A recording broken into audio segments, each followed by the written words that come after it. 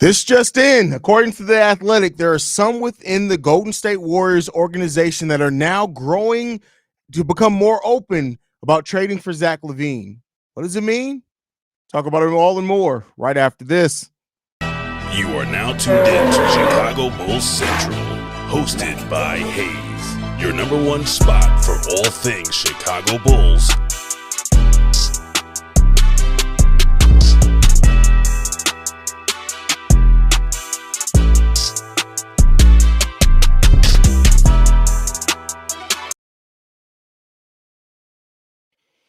What's going on, Bulls fans? Welcome to another episode of Chicago Bulls Central, your number one spot for everything Chicago Bulls related. I'm the host here, Haize, but more importantly, you guys can follow the channel at Bulls Central Pod on every social media platform that we happen to be on. With that said, we got a simple rule around here. It's called when news drops, we drop. And this one coming out from Anthony Slater and from Marcus Thompson of The Athletic, saying that Zach, as a potential trade target for the Golden State Warriors, is gaining some traction from some in the Warriors organization. The idea of LaVine joining their midst has prompted some intrigue among key stakeholders. Now, that's an interesting way to phrase it, right? Stakeholders. Because is it that the people that own the team, that are on the board of the team, are saying, hey, we can use somebody like Zach LaVine? Or is it that it's people in the front office that are holding out this hope, that hold this idea and this thought that Zach LaVine could end up being a good trade target for them? That's the question that we have here. We won't know the answer there because I don't know these people. I can't interview them directly. But I will say this. This is an interesting turn of events for the Warriors for a couple of reasons. Remember, at the draft, the Chicago Bulls reportedly offered Zach LaVine straight up for Chris Paul, who had a termination clause on his contract, which then the Bulls could have terminated, and that's all it would have took. They could have had this exact same team that they have right now, plus Zach LaVine. That's what they could have had, because they could have taken advantage of it. Now, I get it. They wanted to cut salary. They didn't want to just absorb money because they wanted to get underneath that second tax apron. I understand that. But that's an option that they could have had here. They could have had that option to already have Zach LaVine there. So that does mean that there are already some talks and conversations that have happened with the Bulls at some point. Now, how does it get there? Zach LaVine has an over $40 million contract, which means that at a base, at a minimum, if nothing else, Andrew Wiggins would have to be included in the deal. They have no other deal that comes close. They're not trading Dre. They're not trading Steph. The other biggest contract that they have is Andrew Wiggins. So that's the base, is Andrew Wiggins. Now, after that, it could do something like Buddy Hield, which I don't know if the Bulls want, if they already looked at Zeke Naji as a long-term bad contract. You got Kyle Anderson, again, a long-term money. He doesn't come off the books until 2027-28. Could the Bulls possibly get Jonathan Kuminga back? I doubt it. I don't think so. If you do, you're probably not getting any first-round picks for it. But it's interesting, right? I think overall, if this trade were to happen, if this trade were to go down, this is something that we'll see. We'll see. Right now, and to get added to this as well, is that some view Zach LaVine as a safer option than Jimmy Butler. Zach LaVine is viewed by some within the organization as the safer option. At 29, he's 5.5 years younger and some $6 million cheaper than Butler this season. Though his contract extends longer and he's had some recent health concerns, there are risks all over the board. So are the Warriors, who reportedly do want to try to put a team around Steph without giving up a whole lot of future assets to do it, would they look at Kuminga being something that could get, because if you're starting off at Wiggins and Kuminga, which then we could throw in Torrey Craig in that deal with you, we'll see. This is intriguing. I'm not saying that it's going to happen, but but this is the type of thing. This is why you hold out for value, right? because there are always a chance of a team becoming desperate. And that's a dangerous game to play. I want to be clear here. That's always a dangerous game to play if you try to wait for a team to become desperate to then up the value of some of your assets. But there's always a team that becomes desperate. Could the Golden State Warriors be that team that becomes desperate and that makes a move for Zach LaVine? And then the question is what are they offering? Because it has to be Andrew Wiggins.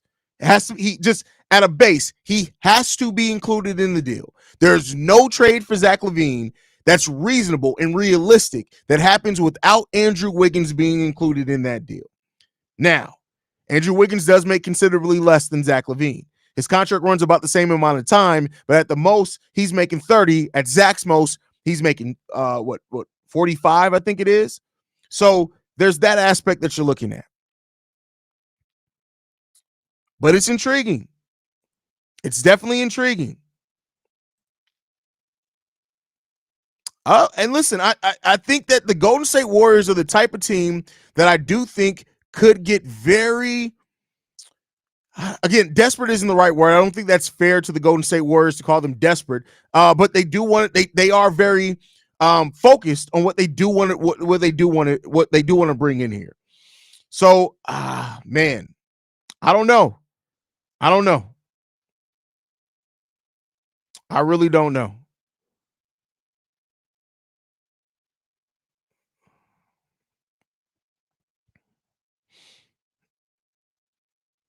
I really don't know what would have to be the permutations on the deal, but I do think Torrey Craig's vet minimum, THT's vet minimum, those are things that can definitely help in that case. We'll see here, man.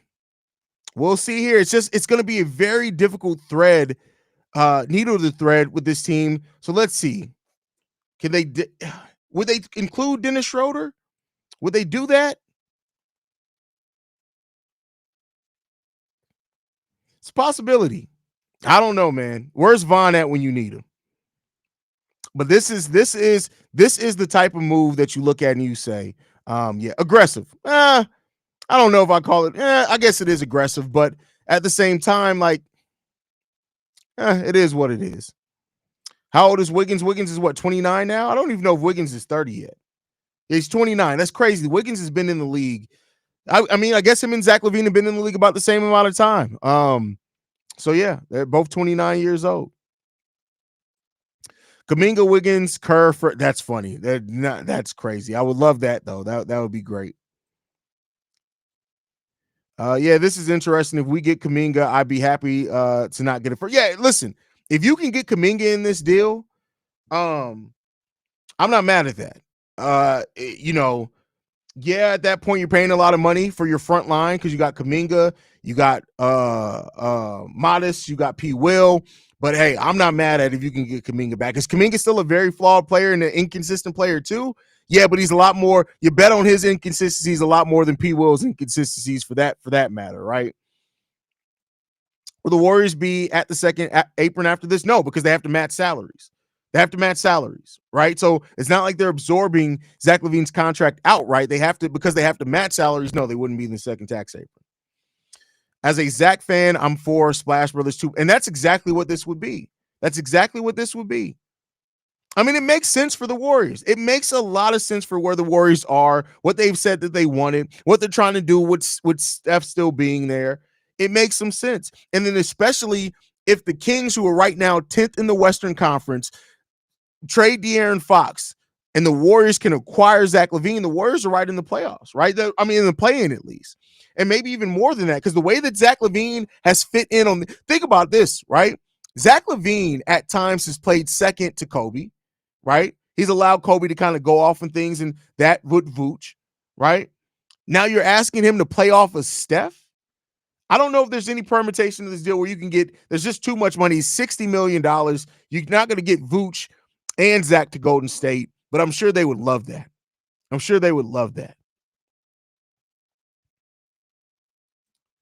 I don't care about any of the other players. I want to see the picks.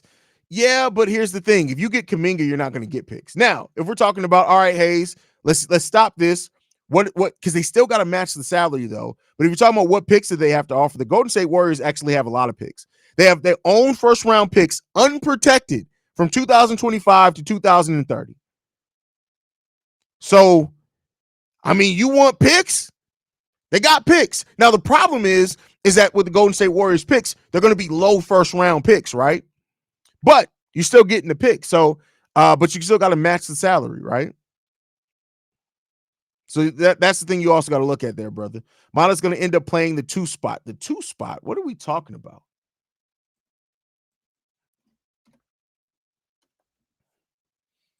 But hey, this is the next phase. I mean, listen, there's going to be a lot of rumors between now and the actual start of the season. A lot of them. So don't be surprised by what you hear. There's going to be a lot of things that come out with teams rumored being interested. We do this every single year. I would still lean towards the chance that probably nothing's going to happen, but it is what it is. If it's just LaVine, I would do Brandon Podomski, a first scrubber, and Looney for salary. That's not nearly enough. That's not even remotely enough, brother. Like you're talking about salary filler. That's not enough. That's not getting you very, very far, bro. Pod's contract is only $3 million.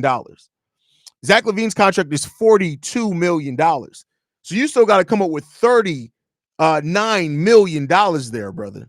That's not just filler that's going to get you there, broski.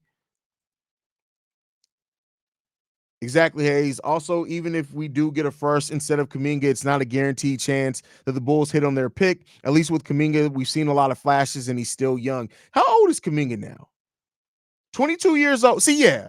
I listen, at 22 years old, I don't give like if you can get Kuminga back, I don't fuck those picks. Like, and respectfully, right?